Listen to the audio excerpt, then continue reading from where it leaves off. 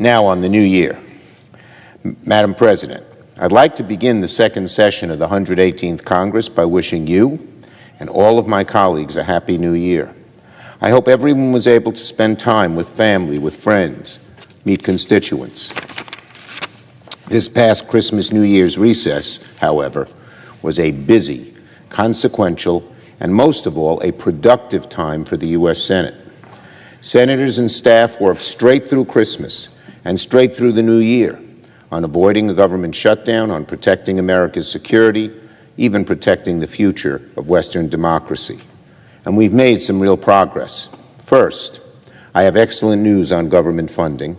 Yesterday, I announced with Speaker Johnson that congressional leaders have reached a top-line agreement for government funding for the 2024 fiscal year.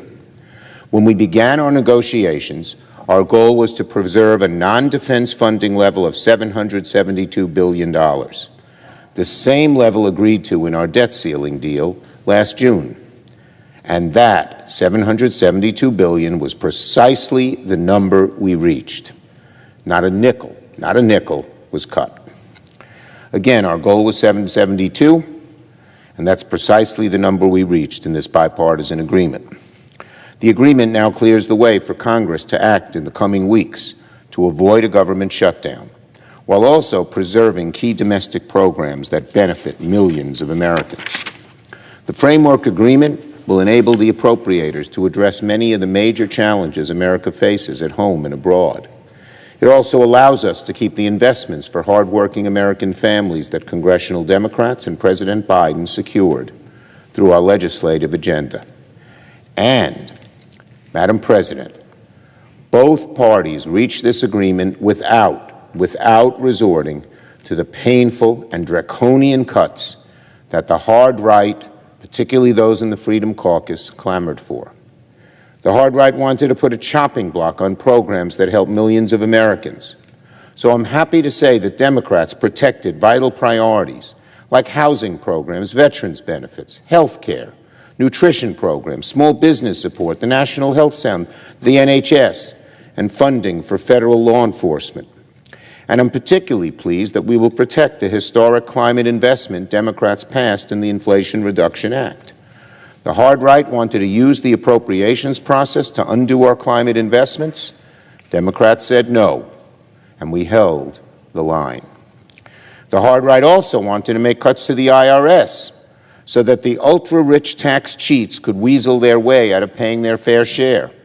By keeping the cuts at $20 billion, I'm happy to say this agreement will not affect the IRS's ability to keep holding the richest tax cheats accountable. Good afternoon, friends.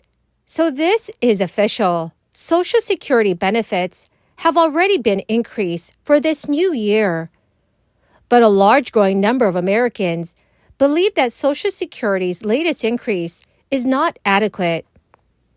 Though the average check amount will be roughly $1,700 this year in total, many lawmakers are looking to increase this number drastically. My dear friends, can you please do me a big favor and watch until the end of this video? Also, this coming Friday and every Friday, I will be announcing several winners for the Walmart gift card giveaway. If you would like to enter the weekly giveaway, friends, please click and like several of my videos and then comment below the keyword of each video that you watch. The more videos that you comment on, friends, the greater your chances of winning these giveaways. The adjustment to the cost of living for Social Security benefits has increased by 3.2%. It marks the lowest COLA increase since 2020, causing dissatisfaction among many Americans. As per the Social Security Administration, a 3% increase will result in an additional $50 per month for the average retirement beneficiary. Additionally, the Center for Medicare and Medicaid Services is raising its monthly premium by 6% this year. This is all while groceries experienced a 6% inflation rise last year. Social Security recipients will see the increase in their benefits for the first time this month. The COLA increase has ranged over the past few years, standing at 2.8% in 2019, 1.6% in 2020, 1.3% in 2021, and then 5.9% in 2022. This increase is not a bonus, but an adjustment to keep benefits aligned with rising prices. Progressives have pitched Biden officials and Democratic leaders in recent months regarding endorsing a plan to expand Americans' Social Security benefits. The proposal would be broadly popular, with an electorate that ranks Social Security among the top issues they care deeply about, especially among seniors more likely to vote. Biden embraced Social Security expansion during the 2020 Democratic primary, proposing to boost benefits for the lowest income retirees and shore up Social Security's main trust fund by raising taxes on those making $400,000 or more per year. Biden officials have expressed openness to the case for benefit expansions, though the administration is still early in the process of building out a 2020 policy platform and remains non-committal on the idea. Friends, there is also important news in Texas. The application portal for Uplift Harris County's Guaranteed Income Program for low-income households, was set to open on Monday, but has now been delayed less than 1 hour before the application was scheduled to launch. Harris County Public Health said it was delayed because Harris County Commissioner's Court would discuss and take possible action on the program details on Tuesday. A future launch date is expected to be announced later this week. Those who are interested can fill out the interest form on the Uplift Harris website to receive a notification when the application does open.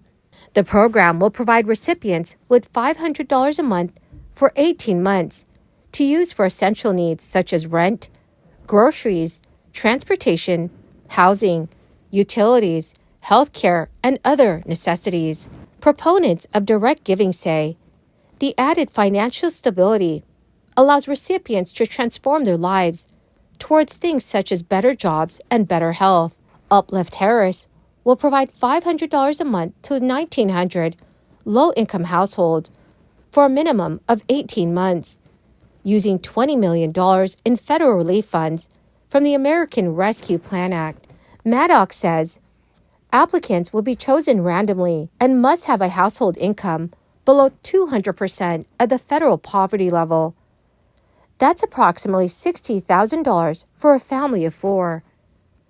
The money, which is tax-free, will be paid through direct deposit to recipients' bank accounts or a debit card starting in April 2024. There is no requirement as to how recipients should spend their money. Boston, Massachusetts officials are considering guaranteeing cash payments to lift the city's poorest residents, but questions still remain about the cost and the sustainability of such a program. Boston City councilors held a hearing to discuss piloting a guaranteed basic income program. There are no specifics to a pilot program yet.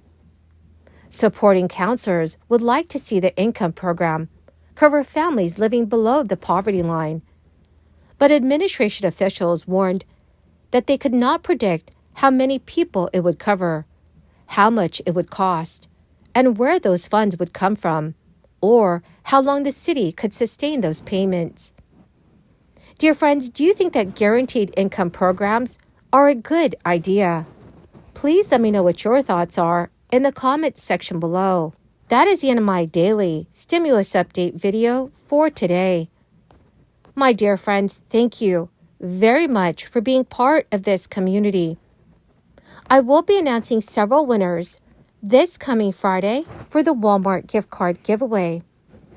Dearest friends, if you would like to enter these weekly giveaways, please click and like several of my videos, and then comment below the keyword of each video that you watch. The more videos that you comment on, friends, the greater your chances of winning these giveaways. Thank you, and have a wonderful and very blessed day.